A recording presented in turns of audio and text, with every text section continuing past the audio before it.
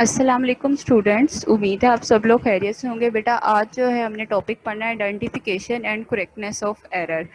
Page number 27 पे ये topic है आपके पास आपकी बुक में। जल्दी से ये टॉपिक को ओपन कर लें बेटा। मोस्ट इम्पॉर्टेंट टॉपिक है identification and correctness of error और ट्रेस टेबल। ये दोनों आपस में जो टॉपिक्स हैं वो कंबाइन है, मिलते जुलते हैं। जब आपको पहला समझ आता होगा तो फिर ही आप दूसरे को भी इजीली अंडरस्टैंड कर सकते हैं। ठीक है, अब बेटा हम पीछे एल्गोरिदम्स की बात करते हुए आए थे। हमने एल्गोरिदम्स को पढ़ा था कि एल्गोरिदम्स क्या होते हैं, हमने उनकी एग्जांपल्स देखी कि हम किस तरह से अपने एल्गोरिदम लिखते हैं।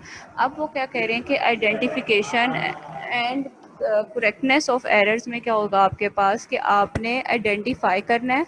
अगर तो कोई एरर आपका, फॉर एग्जांपल आपने कैलकुलेटर बनाया है और आप उसमें लिख रहे हैं कि आपके पास जो है आप 2+3 कर रहे हैं, लेकिन आउटपुट में आपके पास आपको क्या शो हो रहा है, 6 शो हो रहा है। तो इसका क्या मतलब है कि वो चल तो सही रहा है आपके पास, लेकिन आपको आउटपुट रॉन्ग दे रहा है। यानी आपने वहाँ पे प्लस की जगह मल्टीप्लाई लगा दिया हुआ है, जिसकी वजह से आपको आउटपुट रॉन्ग मिल रही है। तो इस तरह के एरर्स को ऐसा एल्गोरिदम जो वर्क तो प्रॉपरली कर रहा हो लेकिन आपको आउटपुट जो है वो आपकी रिक्वायर्ड रिटर्न ना कर रहा हो, तो उसमें क्या करते हैं कि हम उनको आइडेंटिफाई करते हैं और उसके बाद उनको करेक्ट करते हैं उन एरर्स को। और फिर उसके उन्हीं एरर्स के साथ जो है हम क्या बना देते हैं, एक ट्रेस टेबल डिज़ाइन कर लेते हैं।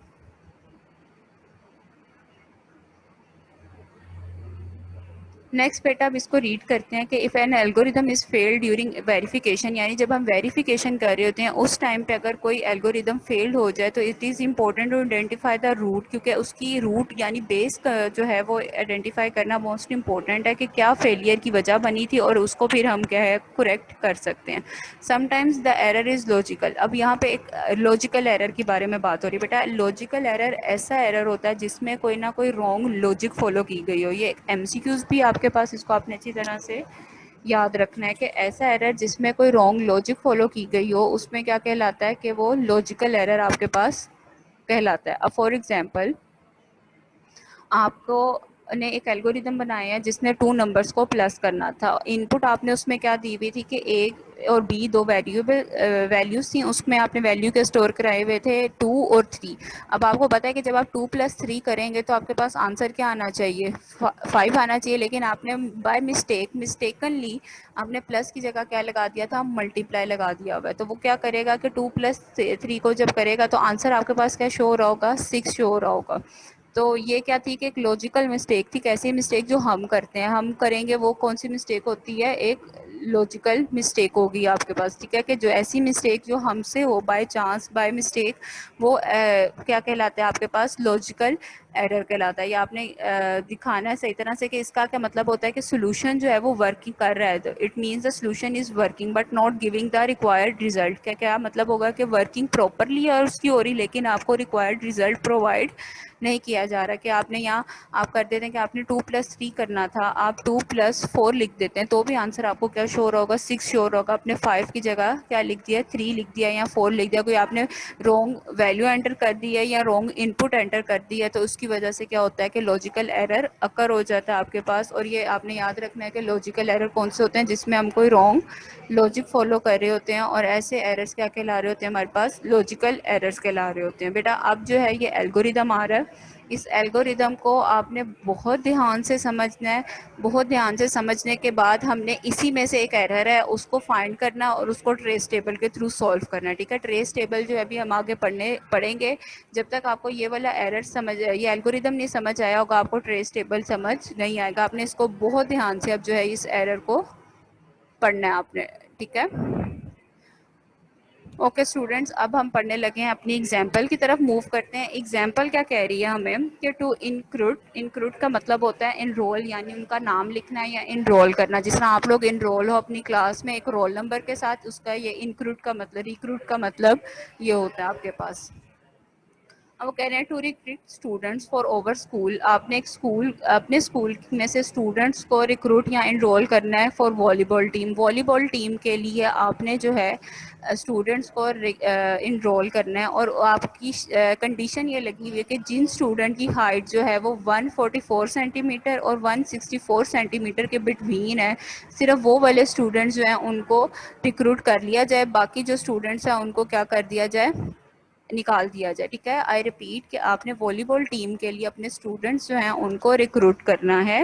रिक्रूट करने के लिए आपके ने क्या करना है कि आपने कि जिनकी 144 सेंटीमीटर यानी 144 जो है ये भी इंक्लूडेड है, 144 सेंटीमीटर से छोटी ना हो और 164 सेंटीमीटर से बड़ी हाइट ना हो, यानी 144 और 164 भी इंक्लूडेड है आपके पास, ठीक है। To count qualified student will develop the following algorithm. अब हम इसका एल्गोरिदम देखने लगे कि हमने किस तरह से इसका एल्गोरिदम डिज़ाइन करना है। आई रिपीट बेटा, ये ध्यान से एल्गोरिदम समझिएगा ताकि आपको ट्रेस टेबल अच्छी तरह से समझ आ जाए। आएंगे नीचे, एल्गोरिदम देखते हैं अब इसका। बेटा फर्स्ट स्टेप में हम क्या करेंगे, उसको स्टार्ट करेंगे। हमने अपना एल्गोरिदम स्टार्ट कर लिया, यहाँ पे हमने लिख दिया स्टार्ट। अब नेक्स्ट हमें इनपुट में क्या चाहिए चीज़, हमें क्या चाहिए, हम काउंट करा देंगे, सेट करा देंगे काउंट टू 0। अब यहाँ पे काउंट क्या है कि ये काउंटिंग है कि कितने स्टूडेंट्स जो हैं वो इस हाइट के दरमियान जो हैं आपके पास वेरी कर रहे हैं। काउंट आपके पास क्या आ गया, 0 के इक्वल आ गया। अब आपने काउंट एक गिनती है कि यहाँ पे वो स्टूडेंट्स इस काउंट में वो नंबर ऐड होंगे जो उस हाइट को मतलब जो एलिजिबल होंगे उस हाइट पे, और जो नहीं होंगे वो निकल जाएंगे। अब आगे देखते हैं इसको। इसके बाद बेटा आपने सेट करनी है अपनी हाइट्स को, ये इज्यूम करनी है आपने कोई सी भी 8 हाइट्स, ठीक है। अब 1 बाय 1 हम एक एक हाइट को चेक करेंगे और देखेंगे कि क्या ये हमारी कंडीशन को स्पेसिफाई कर रही हैं या नहीं कर रही हैं। अगर तो नहीं कर रही होंगी तो हम उसको जो वो बंदा है उसको बाहर निकाल देंगे, और जो उस हाइट पे पूरा उतर रहा होगा वो क्या आ जाएगा, हमारे वॉलीबॉल टीम में ऐड हो जाएगा। नेक्स्ट में अब हम स्टेप 4 में क्या कर रहे हैं, for each height in a list all Heights. अब यहाँ पे ये स्टेप 4 जो है इसमें हम क्या कर रहे हैं कि हर हाइट्स को आपस में एक लिस्ट तैयार कर रहे हैं, एक लिस्ट तैयार हो जाएगी उनकी, ठीक है। अब बेटा ये स्टेप 5 जो है ये समझने वाला है, इसको ध्यान से समझिएगा।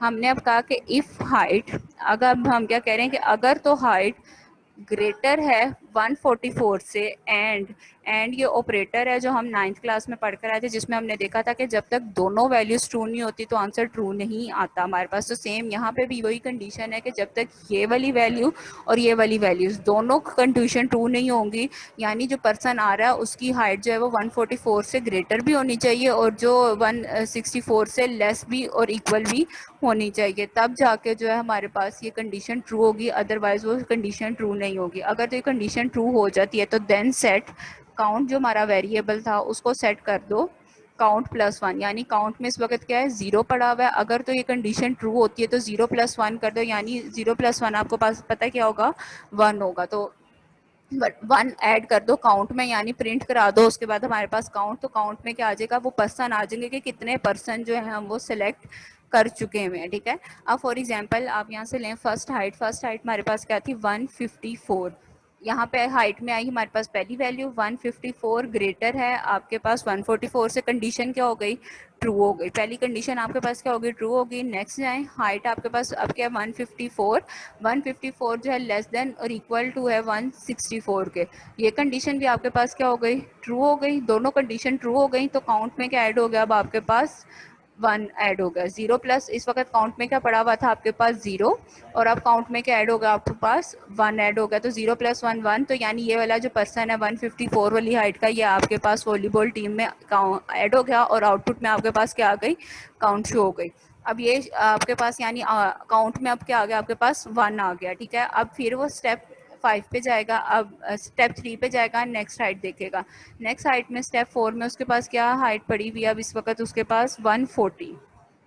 नीचे आएगा, नीचे आके उसने देखा कि 140 जो है वो ग्रेटर है 144 से, यहीं पे कंडीशन क्या हो गई आपकी, फॉल्स होगी। तो हमने पहले कहा है कि जब दोनों में से कंडीशन जो ट्रू नहीं होगी तो ये दोनों ट्रू होनी ज़रूरी है, अगर एक भी ट्रू नहीं होगी तो आंसर आपका क्या हो जाएगा, गलत हो जाएगा या ख़राब कर हो जाएगा, ठीक है। ये कंडीशन क्या हो गई आपके पास, ट्रू हो गई, फॉल्स हो गई। यहाँ पे इसकी एग्जीक्यूशन रुक जाएगी, दोबारा 4 में जाएगा। 4 में ये लिस्ट पड़ी हुई है, नेक्स्ट हाइट चेक करेगा। नेक्स्ट हाइट क्या है आपके पास 155, दोबारा नीचे आएगा, नीचे आके देखेगा हाइट में कि 155 जो है क्या वो ग्रेटर है 144 से।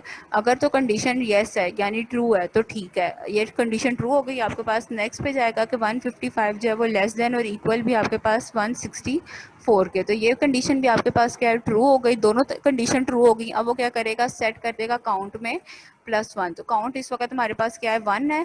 1 + 1 क्या हो जाएगा हमारे पास 2। तो इस वक्त हमारे पास कितने वॉलीबॉल प्लेयर्स ऐड हो गए, 2 ऐड हो गए। इसी तरह वो इन सब जितनी हाइट्स आपने ये डाली हुई है, 8 हाइट्स हैं टोटल, इन सब हाइट्स को क्या है चेक करेगा और इसी तरह शो करता जाएगा और काउंट में वो वैल्यू आ जाएगी आपके पास, जिस वैल्यू के साथ जो है हमने अपना जितने प्लेयर्स होंगे इन 8 में से जो प्लेयर्स वेरीफाई होंगे वो आ जाएंगे और जो नहीं होंगे, एलिजिबल नहीं होंगे, वो निकल जाएंगे। और यहाँ पे फिर हमारे अकाउंट में वो गिनती आ जाएगी कि कितने प्लेयर जो हैं वो हमने ऐड किए हैं और बाकी क्या हो जाएगा हमारे पास एंड हो जाएगा। ठीक है, ये था बेटा एल्गोरिदम। इसमें अब एक मिस्टेक है, उसको अब हम देखते हैं कि हम किस तरह से हम सॉल्व करेंगे। पहले जी हम ट्रेस टेबल देख लेते हैं कि ट्रेस टेबल आपके पास क्या होता है। बेटा ये ट्रेस टेबल कुछ इस तरह का आपके पास जो है वो दिखता है। ठीक है, यहाँ पे आप सारे नंबर ऑफ स्टेप्स लिखते हैं, उसके बाद काउंट लगाएंगे, आप अपनी अपनी हाइट लिखेंगे और जो हाइट आई है आपके पास यानी जो पर्सन की हाइट्स आ रही हैं वो लिखेंगे। स्टेप में क्या देखें बेटा, स्टेप 1, स्टेप 2, स्टेप 3, यहाँ तक तो हम सेम चलते आए थे। उसके बाद क्या कर रहे थे कि हम स्टेप 4 से लिस्ट देखते थे, स्टेप 5 पे जाते थे, वेरिफिकेशन होती थी, अगर तो कंडीशन ट्रू होती थी तो दोबारा नहीं होती थी, यहाँ होती थी दोबारा 4 पे आ जाते थे, फिर 5 पे, फिर 4, फिर 5, फिर 4, फिर 5। और इसी तरह हम ये 8 टाइम्स हमने ये स्टेप को किया था, क्योंकि कितनी हाइट्स थी हमारे पास, 8 हाइट्स हमने कंसीडर की हुई थी। 8 हाइट्स की, उसके बाद स्टेप 6 और स्टेप 7। अब जो है इसको एल्गोरिदम के साथ बेटा देखते हैं। एल्गोरिथम में देखें, सबसे पहले स्टेप 1 में क्या था, स्टार्ट हुआ, काउंट की वैल्यू कोई नहीं थी, इसकी जगह हमने क्या लगा दिया, डैश लगा दिया। कोई हाइट नहीं आई हुई थी हमारे पास, वहाँ पे भी डैश लगा दी और यहाँ पे भी कोई हाइट नहीं थी, यानी कोई पर्सन अभी अवेलेबल नहीं था, तो यहाँ पे भी हमने क्या कर दिया, डैश लगा दी। नेक्स्ट स्टेप पे आए, स्टेप 2 पे। स्टेप 2 पे हमने काउंट की वैल्यू क्या रखवा दी थी, 0। स्टेप 2 पे काउंट की वैल्यू क्या थी हमारे पास, 0 थी। अभी तक कोई हाइट नहीं आई थी, अभी सिर्फ हमने काउंट की वैल्यू को यहाँ पे डिफाइन किया हुआ था। तो काउंट की वैल्यू 0 थी हमारे पास, तो यहाँ पे देखें ऑल हाइट्स में भी कोई चीज़ नहीं आई और इधर भी कोई चीज़ नहीं आई। अब स्टेप 3 पे आते हैं। स्टेप 3 पे क्या किया हमने, स्टेप 3 पे हमने अपनी हाइट्स रखवाई थी। ठीक है, काउंट की वैल्यू अब 0 आ चुकी है बेटा। ये डैश और खाली जगह में आपने फ़र्क समझना है। जब हमारे पास कुछ नहीं था तब हमने डैश लगाई थी, और जब हमारे पास वैल्यू आ गई थी लेकिन उसमें इंक्रीमेंट कुछ नहीं हुआ था, तब हमने जगह खाली छोड़ देनी है। अब हमने यहाँ पे जगह क्या छोड़ दी, अपनी खाली छोड़ दी। इसके बाद देखें कि अब आपके पास जो हाइट्स आई थी वो हमने हाइट्स उसमें लिख दी। अब यहाँ पे हाइट्स आ गई हैं लेकिन अभी वो पर्सन एंटर नहीं हुआ। ये वाला जो लास्ट हाइट का कॉलम है इसमें किसने एंटर होना है, पर्सन ने एंटर होना है। यहाँ पे अभी कोई पर्सन नहीं आया, अभी तो सिर्फ हमने हाइट्स को एज्यूम किया है, उनकी एक लिस्ट बना लिया। ठीक है, स्टेप 4 में देखें हमारे पास क्या था कि पहली हाइट वाला बंदा आएगा, क्योंकि हमने इसमें एक लिस्ट बना ली थी। अब फर्स्ट हाइट क्या थी हमारे पास, 154। वहाँ पे देखें काउंट में भी कोई इंडिशन नहीं हुआ, हाइट सब हमारी चेंज ही नहीं हुई, तो हमने वो एज इट इज़ रहने देना है। और जो ये पर्सन था उसने ऐड हो गया 154 हमारे हाइट में। नेक्स्ट स्टेप पे आया, नेक्स्ट स्टेप पे 5 पे आया। यहाँ पे उसने देखा कंडीशन ट्रू हो रही थी, दोनों कंडीशंस क्या थी आपके पास, ट्रू थी। उसने प्लस किया, तो काउंट में वैल्यू क्या होगी आपके पास, 1 होगी, क्योंकि दोनों कंडीशन ट्रू हो रही थी। तो देखें स्टेप 5 में क्या हो गई आपके पास, +1 हो गया। यहाँ पे भी कोई हाइट नहीं आई, नेक्स्ट नहीं आई, कंडीशन ट्रू हुई। अब वो नेक्स्ट स्टेप 4 पे गया दोबारा। स्टेप 4 पे जाने के बाद उसने दोबारा देखा नेक्स्ट वैल्यू को, 140। 140 में क्या था आपके पास, कंडीशन जो थी वो आपके पास क्या थी, फॉल्स हो गई थी। यहाँ पे आप आया नीचे, उसने चेक किया कि हाइट जो है वो ग्रेटर है 144 से, यहाँ पे कंडीशन फॉल्स होगी। अब देखें स्टेप 5 में इंक्रीमेंट नहीं हुआ आपके पास, अभी तक काउंट की वैल्यू क्या पड़ी हुई थी आपके पास, 1 ही थी। वो 1 वैल्यू यहाँ पे आ गई और वो आ गया। नेक्स्ट स्टेप 4 में है, स्टेप 4 में उसको क्या हाइट मिली, 155। तो ये देखें स्टेप 4 में उसको हाइट क्या मिल रही है, 155। 155 थी, नीचे आया, चेक की उसने कि 155 जो ग्रेटर है आपका, अगर 144 से कंडीशन ट्रू ही, उसके बाद उसने क्या कहा कि हाइट जो है वो लेस देन और इक्वल है आपके पास 164 से। तो क्या ये कंडीशन आपके पास फिर ट्रू हुई, दोनों कंडीशन ट्रू हुई। नीचे गया, उसने काउंट में क्या कर दिया, ऐड कर दिया। काउंट में पहले वैल्यू 1 थी, 1 + 1 क्या हो गया हमारे पास, ये देखें यहाँ पे 2 हो गया। फिर स्टेप 4 पे गया, स्टेप 4 पे नेक्स्ट 164 पड़ा हुआ था आपके पास, वो गया, उसने स्टेप देखा 164। 164 जो है ग्रेटर है 144 से, कंडीशन ट्रू हुई। हाइट जो है वो लेस देन और इक्वल है 164 पे, इक्वल का भी साइन है यहाँ पे लगा हुआ, तो इस वजह से ये कंडीशन भी ट्रू हुई। नीचे आया, उसने काउंट में अब क्या कर दिया, 1 ऐड कर दिया। काउंट में पहले 2 पड़ा हुआ था, अब हमारे पास क्या ऐड हो गया, 3 ऐड हो गया। 3 ऐड होने के बाद नेक्स्ट वो स्टेप पे गया, इसी तरह उसने ये बारी बारी सारी कंडीशंस चेक की और देखें एंड तक वो आ गया हमारे पास। अब बेटा इधर जो एक मिस्टेक थी वो ये थी कि जब मैंने आपको कहा कि आपका जो एल्गोरिदम है जो हम बना रहे हैं वो बिटवीन का वर्ड लिखा होता है कि 144 हाइट भी तो इंक्लूडेड है हमारे पास, तो 144 हाइट को भी इंक्लूड करे और 164 हाइट को भी इंक्लूड करे, लेकिन जो हमारा एल्गोरिदम है स्टेप 5 में वो हमारा इसको इंक्लूड नहीं कर रहा है। वो क्या कर रहा है, वो इस चीज़ को लिख ही नहीं रहा है, वो कह रहा है कि नहीं ये चीज़ नहीं होनी चाहिए, ये ग्रेटर ही हो, लेस इक्वल ना हो, जबकि यहाँ पे कंडीशन क्या लगनी चाहिए थी कि ये ग्रेटर और इक्वल हो 144 के, तो ये कंडीशन ट्रू होगी, क्योंकि हमने कहा है कि 144 भी इंक्लूड है, जिस तरह यहाँ पे कंडीशन लगी कि लेस देन और इक्वल टू हो। तो ये एक छोटी सी मिस्टेक थी जिसकी वजह से जो है हमारे यहाँ पे ऐड होने वाले जितने, जिस तरह अब ये वाला था 144 वाली हाइट, ये इग्नोर हो जाएगी। क्यों, क्योंकि ये वाला बंदा निकल जाएगा, ये जबकि हमें ये वाला बंदा चाहिए जिसकी 144 हाइट हो। तो ये मिस्टेक थी जिसकी वजह से जो हमारा does not count all student, जिसकी वजह से उसने हमारे तमाम स्टूडेंट्स को काउंट नहीं किया।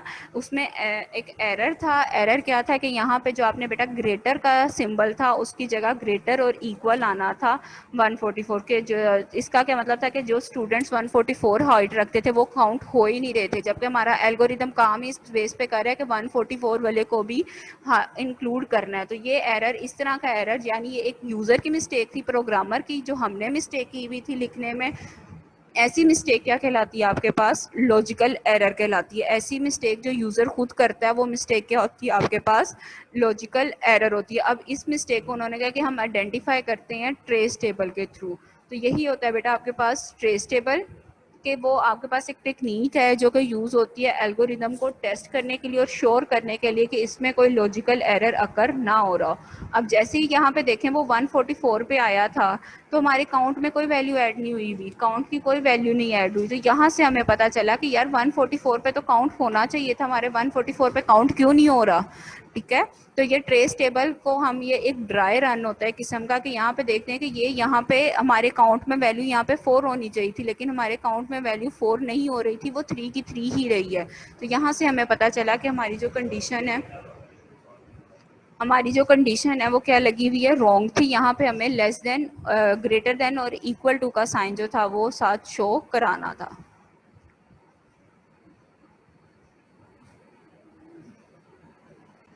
ओके स्टूडेंट्स, इसको अच्छी तरह से याद करें, लर्न करें। अगर कोई कन्फ्यूजन होगी तो कल इंशाल्लाह हम क्लास में यहाँ पे दोबारा डिस्कस करेंगे। एल्गोरिदम इसके लिए समझना सबसे ज़्यादा ज़रूरी है आपके लिए। एल्गोरिदम जब समझ आया होगा तो आपको हर चीज़ जो है वो इजीली ट्रेस टेबल बन जाएगा आपके पास। जब तक एल्गोरिदम नहीं समझ आया होगा तो ये ट्रेस टेबल आपसे नहीं बनेगा। तो ये चीज़ है आपके पास, तो आपने इसको देखना है, अच्छी तरह से लर्न करना है, और कोई कन्फ्यूजन होगी तो आप मेरे से डिस्कस कर सकते हैं। ठीक है, ओके बेटा, अल्लाह हाफिज़।